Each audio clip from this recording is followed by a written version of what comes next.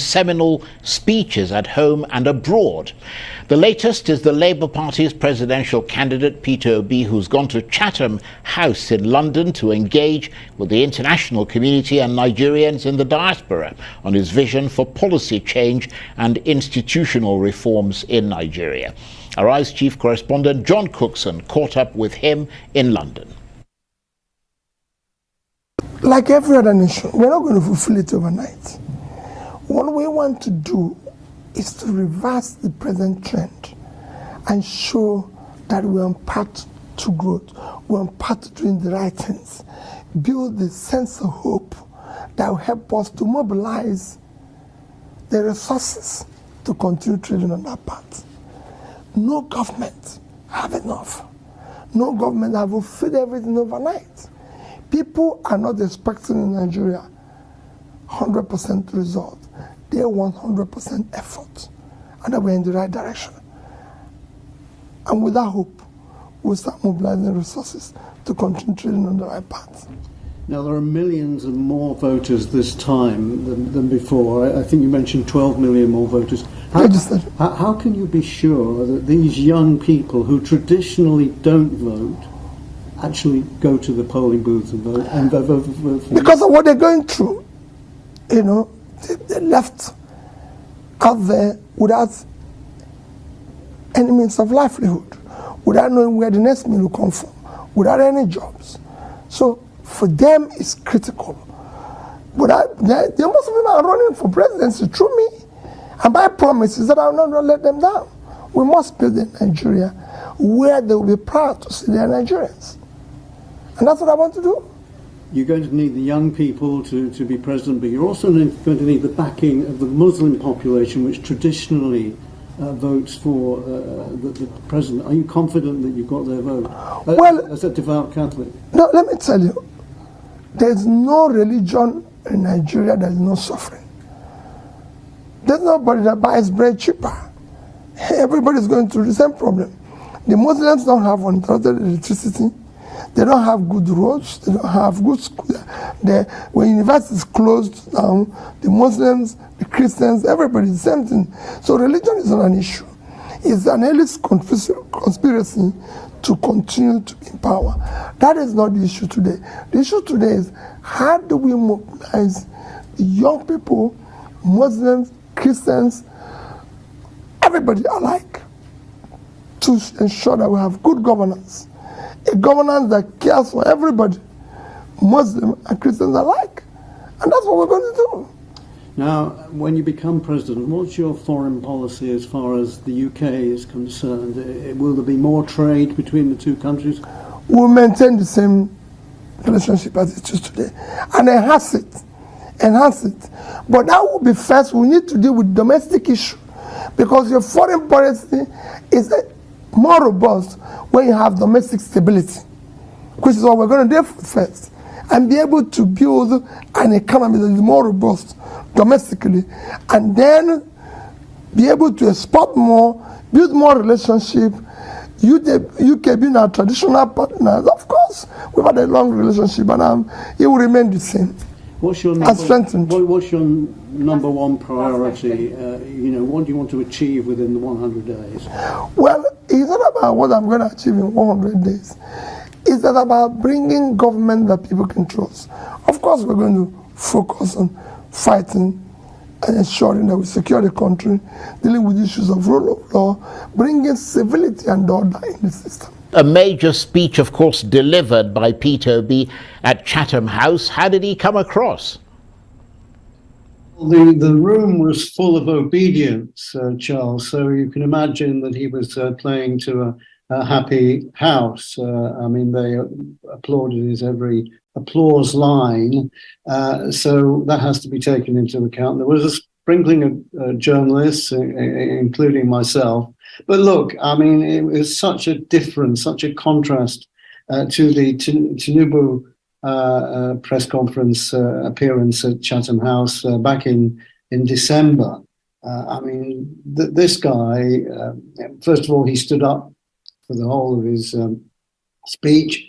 He didn't stick to the script.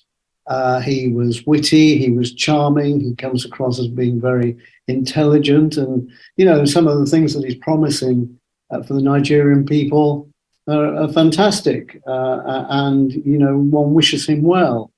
But as I asked him at the start of that interview, where's the money going to come from with inflation running at 20%, growth at around 2-3% for Nigeria? I mean, he's proposing plans of billions and trillions of dollars, but for the faithful, that didn't matter too much. And the reaction on the internet has been amazing. I mean, he's very much a man of social media, but I'm looking at tweets now from clearly supporters. One said it's the best address he's ever given to anywhere, even in Nigeria. It was fresh, it was precise, it hit the bullet points.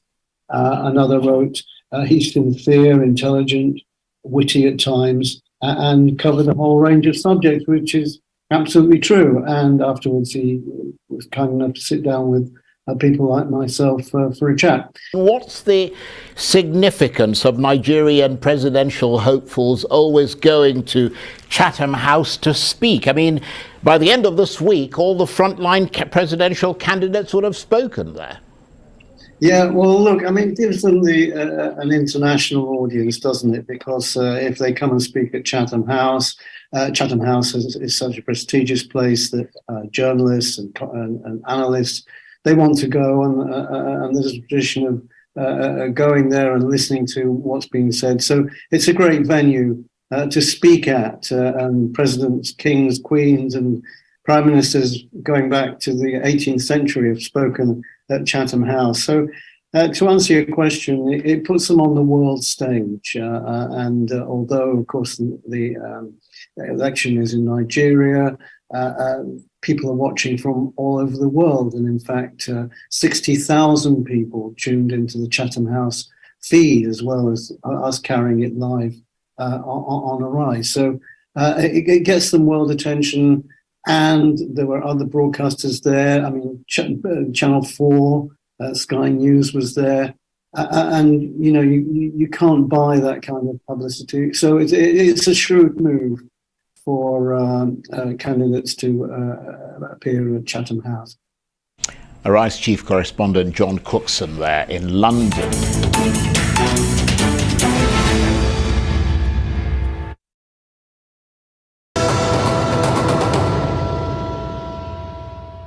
Again, my dear people, let me again correct one impression, because I've seen some people saying in the media that I released one news or the other. I have never, directly or indirectly, spoken or released any message since after voting on the 25th. My last comment to the media was immediately after voting on the 25th, and I've never done so until now. So whatever you see in the media, please disregard. It's not coming from me, directly or indirectly. This is my first time of speaking, coming out to the media, and I thank all of you for your understanding. For me, it's a very simple thing, is to speak to Nigerians who on the 25th of February trooped out en masse as committed citizens to participate in what all of us know as what are called existential election for supposedly free, fair, credible, presidential, and National Assembly election.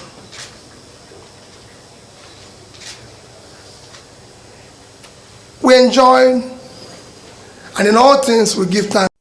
It's surprised between the year 2000 and year 2015, the only measure of development that is known globally is Millennium Development Goals. This is a standard benchmark. If you check, when I became governor in 2006, we started implementing it in 2008. So we were late by 7 years. By the time Nigeria it stopped in 2015, Anambra was #1. And that includes, I was #1 in education. This is by UNDP, not by Nigeria. By UNDP, I was #1 in education. By Nigeria and WAEC, I was #1. I won Bill Gates Prize in health. This is again not Nigeria that marked it. So I can go on. I had the best road network. In terms of fighting poverty, go and check, ask Evelyn Oputu. I was the first governor to go to Bank of Industry and say, I want us to do something. I want to put in money here and you support my micro, small businesses, which is what the governors are seeing today. I and Evelyn Oputu started that. Then, go and ask Magnus Bako, who was in charge of poverty alleviation. I was #1. I'm calling names of people. I can go on and on. But let me tell you about, about that issue. It's good that when my opponents talk, let us talk about corruption. One of the things that is killing this country today is corruption perception index. And that is measured on how you manage public assets, nepotism, how you share the land, how you manage your money and everything. And I've challenged everyone and just said, go and see whether there's anywhere a cover of Anambra State money is missing. Saving have now become an issue when people have stolen all the money and impoverished the country, and you're now questioning a man who's left the money without anybody telling me to leave it and go. Mr. Obi, we'll take that as your closing moment because we're totally out of time. But on behalf of China Salvation Partners, the Situation Room, these are charter of demands, one for you and one for Dr. Baba Hackman. These are key areas in which the civil society organization want your team to look at and tackle. But I must sincerely thank you on behalf of all our partners.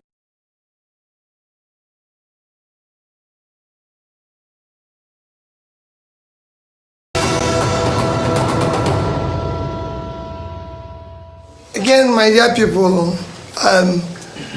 let me again correct one impression because I've seen some people saying in the media that I released one news or the other. I have never, directly or indirectly, spoken or released any message since after voting on the 25th. My last comment in the media was immediately after voting on the 25th, and I've never done so until now. So whatever you see in the media, please disregard. It's not coming from me, directly or indirectly. This is my first time of speaking, coming out to the media, and I thank all of you for your understanding. For me, it's a very simple thing is to speak to Nigerians who on the 25th of February trooped out en masse as committed citizens to participate in what all of us know as what are called existential election for supposedly free, fair, credible, presidential, and National Assembly election.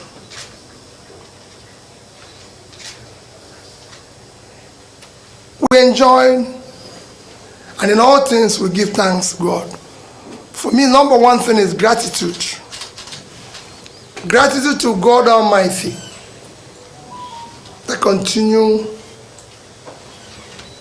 to protect and bless our dear country, Nigeria.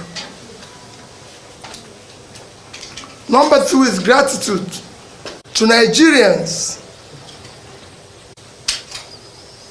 that participated in the election, answering the call as true citizens in our dear country. Number three is gratitude to those of Nigerians, especially the youth, that believed and worked tirelessly for a new Nigeria and trusting that new Nigeria on that thing and my good self. I thank them for their hard work. Gratitude to the obedience youths, those who believe that a new Nigeria is possible. And I say to them that a new Nigeria is possible, and we will work for that new Nigeria that is possible. Their resilience, their hard work for a new Nigeria should not be waned. Daddy and I remain committed to that new Nigeria. I know how they'll be feeling now because of the way the elections have come and gone. The commitment and resilience of Nigerians, even in face of unwarranted barrack attacks, is a testimony that a new Nigeria is indeed possible. I look at people like Lady Jennifer Ifedi, who was stabbed but insisted on voting. And that gives me courage to believe that a new Nigeria is indeed possible. And there's so many other Nigerians. The election that we just witnessed have been conducted and results announced as programmed. It is a clear version from electoral rules and guidelines as we were promised. This election did not meet the minimum standard expected of a free, transparent, credible, fair election. It will go down as one of the most controversial elections ever conducted in Nigeria. The good and hardworking people of Nigeria have again been robbed by our supposed leaders whom they trusted. However, let me humbly and most respectfully appeal to all Nigerians to remain peaceful, law-abiding, and conduct themselves in most responsible manner. Please be assured that Dati and I, and indeed all of us, this is not the end, but the beginning of the journey for a birth of new Nigeria.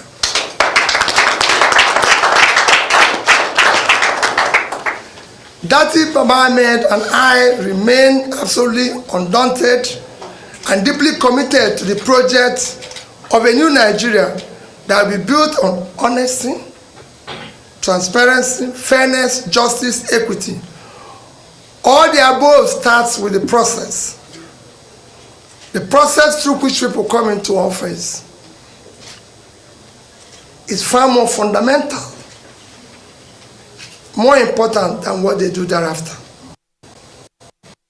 It's my belief, and I've maintained so consistently, that if you must answer His Excellency, the process through which you arrive to office must be excellent.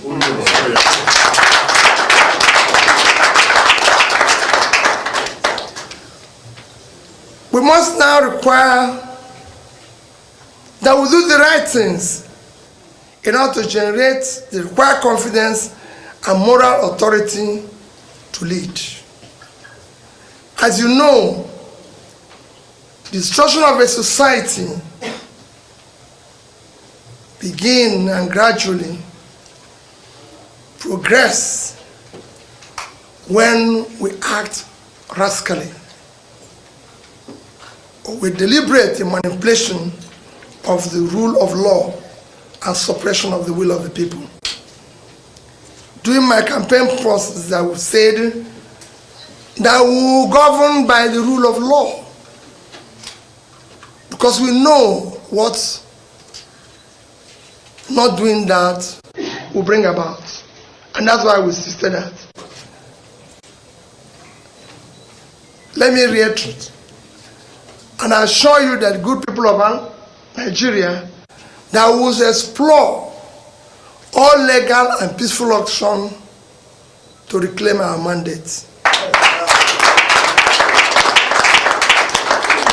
We won the election, and we will prove it to Nigerians. Oh, yeah.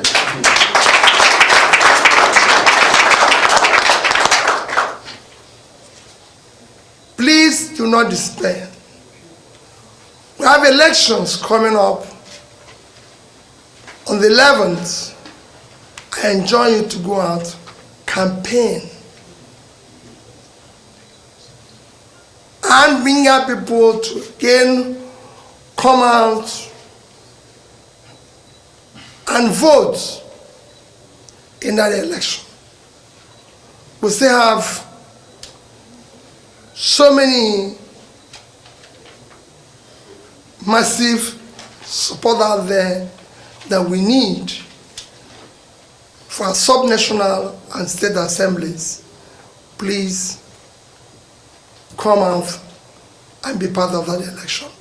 I assure you that I will be part of it. I assure you that I'm totally committed for a better future in this country. And nothing will stop that. That is commitment. My commitment is total. Be rest assured that your support will not be in vain. Amen. And you will not find us wanting. We must build a better Nigeria. Amen. Where Nigerian youths will be happy, glad to call their own country. Yes. Thank you, and may God Almighty continue to bless the Federal Republic of Nigeria. Thank you very much.